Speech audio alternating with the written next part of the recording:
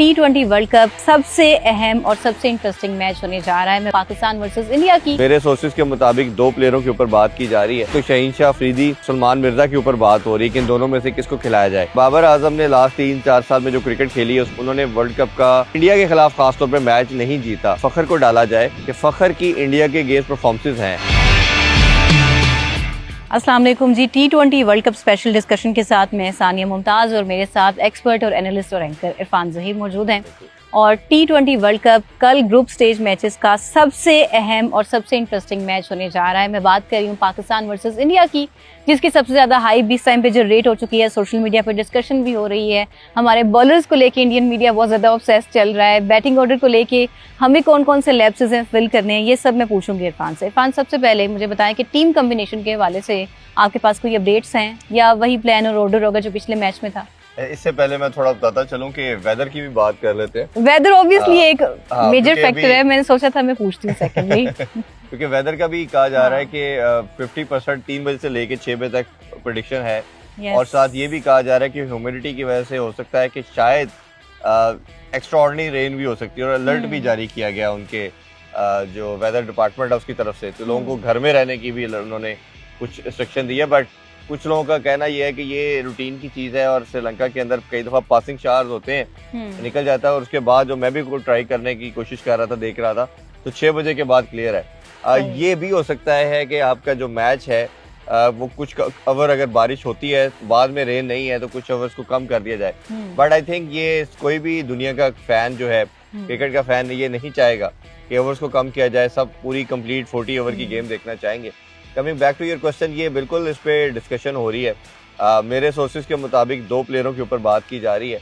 एक तो शहीन शाह अफरीदी और सलमान मिर्जा के ऊपर बात हो रही है कि इन दोनों में से किसको खिलाया जाए। क्योंकि फ़हीम आपको पता है कि जिस तरह पहले मैच में खेले और एशिया कप के फाइनल में जिस तरह उन्होंने बॉलिंग की थी, तो ऐसी पिचेस फ़हीम को सूट करती है। तो फ़हीम आपको सेकंड बॉलर के तौर पे नजर आएंगे। क्योंकि उस्मान तारिक जो है, कल भी हमने इस पे बात की थी, वो आपका एक सीक्रेट वेपन है। और जितनी हाइप बन चुकी है और जितना एक थ्रेट बना हुआ है इंडिया के लिए खेले बगैर, तो मेरा ख्याल है कि उस्मान तारिक तो पाकिस्तान की फर्स्ट चॉइस होंगे और जरूर उनको पहले ही एग्जर्ट कर दिया। हाँ जी, पहले ही आ चुका है। तो इसके साथ साथ अगर आप देखा जाए तो बाकी आपकी बॉलिंग लाइनअप यही होगी। दूसरा प्लेयर जो है, जो बड़ा मुझे सरप्राइज भी लगा जब मेरे तक ये खबर आई, वो बाबर आजम के ऊपर बात हो रही है। कि बाबर आजम ने लास्ट 3-4 साल में जो क्रिकेट खेली है उसमें कोई उन्होंने वर्ल्ड कप का या कोई भी टाइटल इंडिया के खिलाफ खासतौर पर मैच नहीं जीता। तो इसीलिए बात हो जा रही है कि आप फखर को डाला जाए कि फखर की इंडिया के अगेंस्ट परफॉर्मेंसेज हैं। और फखर जब गिवन डे पे चलता है तो वो सिंगल हैंडली मैच को वे ले जाता है। तो ये भी बात हो रही है कि अगर आप बाबर को बिठा के फखर को ऐड किया जाए और फिर आप उसके साथ जाए, तो ये दो प्लेयर पे बात हो रही है। उसके लिए पाकिस्तान में भी एक बैठक सिलेक्टर्स के साथ भी की गई है, इनसे भी राय ली जा रही है और उधर भी एक डिस्कशन हो रही है। कल पिच को भी देखा गया है, कप्तान और कोच ने कोई आधा घंटा पिच को असेस करने की कोशिश की और उसके बाद बड़ी एक डिटेल मीटिंग की है दोनों ने खेले में। तो ये फिलहाल की अपडेट इस हवाले से है। दो चेंजिंग के ऊपर बात हो रही है और दूसरा मैंने जिस तरह कहा, और मेरा ख्याल है अगर बारिश होती है, सलमान मिर्जा अगर आते हैं तो वो शाहीन को रिप्लेस कर रहे हैं। शाहीन के रिप्लेस के हवाले से बात की जा रही है, क्योंकि ऑब्वियसली फिर आप किसी एक स्पिनर को बिठाना अफोर्ड नहीं कर सकते। अबरार आपका सेकंड बेस्ट है, ये नंबर 1 है बल्कि, लेकिन क्योंकि उस्मान की हाइप ज्यादा है तो ये हम बात कर रहे हैं। शदाब ऑलराउंडर बेहतरीन परफॉर्म कर रहा है, नवाज अच्छी कर रहा है, साइम भी बॉलिंग कर रहा है। साइम को देखना पड़ेगा ये किस रोल में लेके आते हैं, क्योंकि नवाज जो है उसको भी आप किसी तरह बाहर नहीं कर सकते। नवाज लेकिन अभी तक नवाज का बल्ला नहीं चला उस तरह से जो हम एक्सपेक्ट कर रहे होते हैं। अगर आप ये 6-8 मंथ का जो पाकिस्तान टीम का जो जर्नी देखेंगे after the PSL, Nawaz is the most consistent player जिसने बैट और बॉल से सबसे ज्यादा रन किए हैं, बॉलिंग में भी सबसे ज्यादा आउट किए हैं। शायद मुझे लगता है अंडर यूटिलाइज भी किया गया है एशिया कप में खास तौर पे। ये भी एक कुछ माइंडसेट है कि जी लेफ्टी को लेफ्टी बॉल नहीं करेगा, राइट को ऑफ ब्रेक राइट ही नहीं करेगा बॉल। ये भी कुछ मैचअप की बात हम देखते हैं। बट मुझे लगता है कि नवाज भी आपकी टीम का मस्ट पार्ट होगा। ये दो चेंजिंग जो मेरे सोर्सेज के थ्रू पता चला है कि ये दो चेंजिंग पे मीटिंग हो रही है, आज भी डिस्कशन होगी इन दोनों में से किसको। अच्छा इरफान, इंडिया पाकिस्तान तो एक राइवलरी रहती है हमेशा से और लोग भी, पूरी दुनिया इंतजार कर रही होती है जब भी इंडिया पाकिस्तान आपस में टकराएंगे। लेकिन आजकल टर्म्स जो है अच्छी नहीं चल रही हैं दोनों कंट्रीज़ की, हमसाया ममालिक की। और ख़बर ये भी आ रही है कि चेयरमैन ACC यानी मौसम नकवी और चेयरमैन ICC जे शाह और उनकी डेलीगेशन वहाँ पे पहुँच रही है मैच देखने के लिए। तो आपको लग रहा है will there be some sort of any friendship, थोड़ी बहुत बेहतरी आए ताल्लुकात में? क्या पता अब हैंडशेक पॉलिसी स्विच हो जाए सारे डेलीगेशंस के आने की वजह से। देखिए उधर से वो भी ट्रैवल कर चुके हैं, इधर से मोहसिन नकवी साहब भी कुछ देर पहले कोलंबो के लिए रवाना हो चुके हैं और कल ये मैच देखेंगे। और शायद इधर पाकिस्तान से पीसीबी के कुछ हुकाम हैं, पीएसएल के भी मुझे पता चला है कि कुछ जो आपके ऑनर्स हैं ये भी जा रहे हैं। तो एक अच्छी कम्युनिटी पाकिस्तान की तरफ से भी मैच देखने की तरफ जा रही है। तो आई एम श्योर ये जो आप बात कर रही हैं ये डिस्कशन तो है। और ये अभी आईसीसी का डेलीगेशन जिसमें इमरान ख्वाजा साहब आए थे उनको रिप्रेजेंट करने के लिए, और मेरे सोर्सेज के मुताबिक कि उनका कंटिन्यूसली रब्ता था जे शाह के साथ भी, ठीक है, और वो उनसे डिक्टेशन ले रहे थे और पाकिस्तानी पॉइंट ऑफ व्यू उनको बता रहे थे। तो मैं हमेशा ये कहता हूँ कि ये सिर्फ बांग्लादेश की बात नहीं हुई, उसमें शेक हैंड की बात भी हुई है, उससे न्यूट्रल वेन्यू की बात भी हुई है, आगे क्रिकेट को लेके चलने की भी बात हुई है।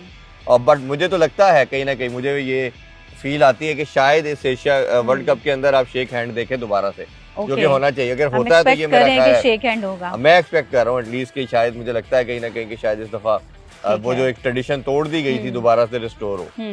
अच्छा इरफान, ये सिलसिला जब T20 वर्ल्ड कप का इस बार स्टार्ट हुआ तो आगाज से ही अनसर्टेनिटी थी 15 फरवरी के मैच को लेके। बांग्लादेश ने कहा हमें सिक्योरिटी थ्रेट है, हमें न्यूट्रल वेन्यू दिया जाए, ऑल्टरनेट वेन्यू देने की बजाय बांग्लादेश को बाहर निकाल दिया।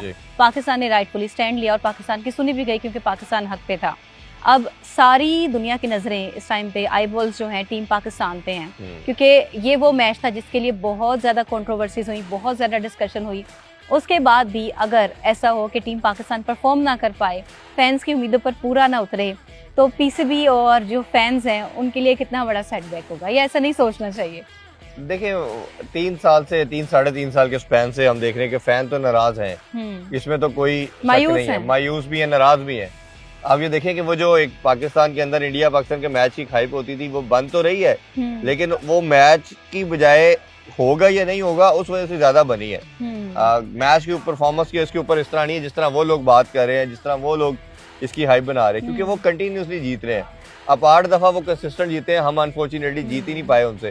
तो ये मुझे लगता है कहीं ना कहीं पाकिस्तान टीम के ऊपर अब रिस्पॉन्सिबिलिटी ऑनस है कि इस दफा वो जीत के इसको पाकिस्तानी टीम को खुशी दें। और दूसरी चीज सबसे बड़ी ये भी है कि आपकी जो राइवलरी है, जो आप स्पॉन्सरशिप की बात कर रहे हैं, वो तभी है ना जी जब पाकिस्तान जीतेगा, कुछ ऐसी कंपटीशन आएगा। अगर वन साइडेड अफेयर रहेगा और हर दफा पाकिस्तान हारता जाएगा तो फिर मुझे नहीं लगता अगले कुछ 6-8 माह तक ये राइवलरी रहेगी।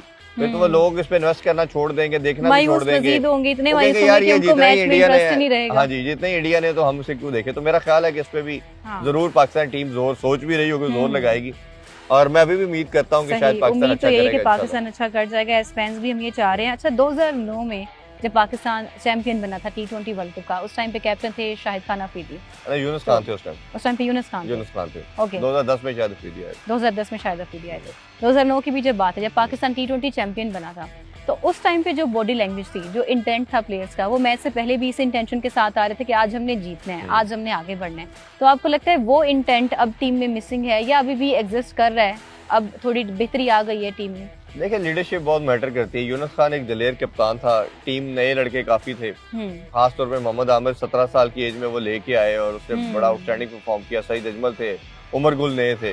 उमर गुल ने उस वर्ल्ड कप के अंदर बहुत आउटस्टैंडिंग बॉलिंग की थी, उसके विक्ट्री में बहुत खास रोल था। तो ये जो हम बात कर रहे हैं ना कि हमेशा जी सीनियर ही जिताएगा या सीनियर ही कुछ करेगा, तो वो अपना अच्छा क्वेश्चन है कि उस टाइम सारे सीनियर ने नहीं जिताया, आपको टीम थी और यंग लॉट ने आपको करके दिखाया। तो मैं हमेशा कहता हूँ ब्लेंड होना चाहिए यंगस्टर का और सीनियर का। और इसी तरह जब सलमान मिर्जा की हम बात कर रहे हैं तो आल्दो क्योंकि एक्सपीरियंस ज्यादा नहीं बट फॉर्म में होना बहुत जरूरी है। जो इनफॉर्म प्लेयर है उसको यूज करें, उसकी परफॉर्मेंस को आप लेके चलें।